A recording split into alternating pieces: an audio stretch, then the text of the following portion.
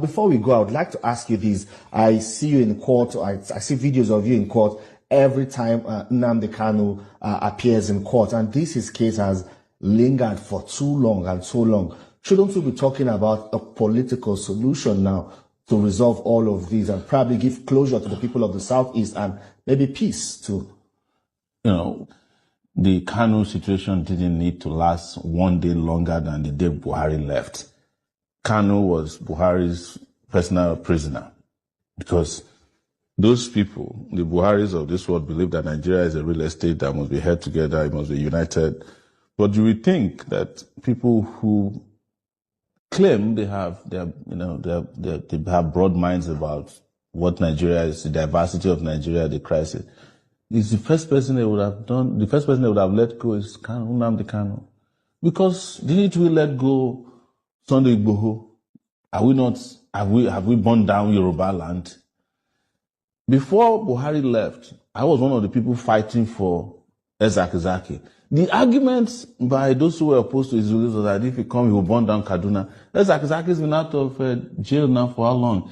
He doesn't even have time for Nigeria. He has become an international ambassador for Nigeria. He goes to Lebanon, Iran. I've seen him in Iraq.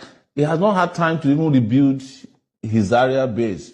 That shows to you that when I met Nnamdi Kanu in 2019, he said to me, "Are you going to Nigeria?" I said, "Yes." He said, "Are you mad?" I just left Nigeria. They came to kill me in my house. They killed 28 people. Wow. And I remember telling him, I said, if you are still doing this Biafran thing, you are not safe anywhere. Because there's a global interest to keep Nigeria the way it is. So yes, global interest. Oil can keep flowing in direction of multinationals.